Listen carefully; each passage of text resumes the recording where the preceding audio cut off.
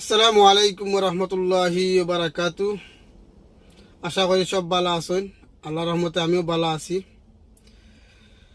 তো একটা সমস্যা দেখি আমরা দেশে সব সময়, যে ওয়াই প্রবাসীরে টার্গেট করে, যে ওয়াই প্রবাসীরে টার্গেট করে, বাইরে কিতা এত জ্বালা কিতা প্রবাসীর লইয়া আপনারা না, আপনারা খায় প্রবাসী, না আপনারা খাওয়াইন, না আপনার বাফর খান, না আপনার খার।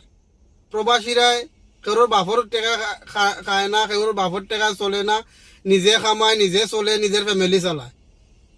অথচ প্রবাসীর টেকা দিয়ে আপনারা স্যালারি দেওয়া হয়। আপনারা গরো ভাত ভাত খাইন, গরো যে চুলা জ্বলে, প্রবাসীর টেকা জ্বলে।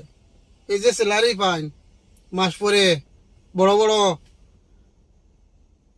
টেকা পাইন, হইতে কার টেকা পাইন গুলা খেয়ে দে, হইতে কি যায়?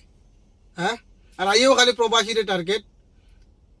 মাননীয় উপদেষ্টা সাহেব আসিফ নজরুল সাহেব, আপনি তো 5 আগস্টের আগে খান্না করছিলা যে যদি একটা বার আমি সুযোগ পাইতাম তাহলে বাংলাদেশের মাঞ্চর মন জয় করে নিতাম, আমার সর্বোচ্চ দিয়ে বাংলাদেশের মাঞ্চর মন জয় করে দিতাম।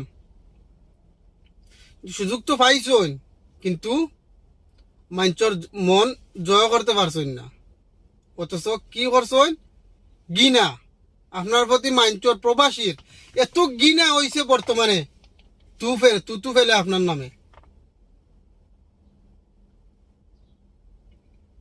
আপনি দেখো 5 আগস্টের আগর কাহিনী দেখো, প্রবাসীরা কি করছে, প্রবাসীরা কি করতে পারে এটা সম্পর্কে ধারণা আছে।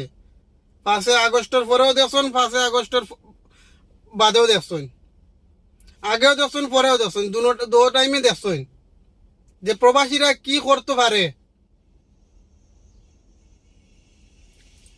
করোনার সময় বিশ্বের বড় বড় দেশ অর্থনৈতিকভাবে ধাক্কা খাইছে, কিন্তু বাংলাদেশ ঠিকই সচ্ছল রাখছে প্রবাসীরা।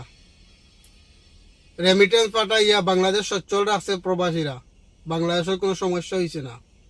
এই 5 আগস্টের আগেও শাটডাউন করছে রেমিটেন্স, সরকারের পতন হয়েছে, আওয়ামী লীগ সরকারের পতন হয়েছে। আবার 5 তারিখ পরে রেমিটেন্স দিয়া আবার বাংলাদেশের চাক্কা চালাইছে। আপনারা নিজেরা তৈরি করছেন এটা। এখন আপনারা তো মেইন সমস্যা হয়েছে এটা, আপনারা দেখরা যে দেশ তো এত কিছু করার পরে, এত বাংচুর হইল, এত অর্থনীতিভাবে এত ডাউন হওয়ার পরে, এরপরেও প্রবাসীরা টাকা পয়সা দিয়া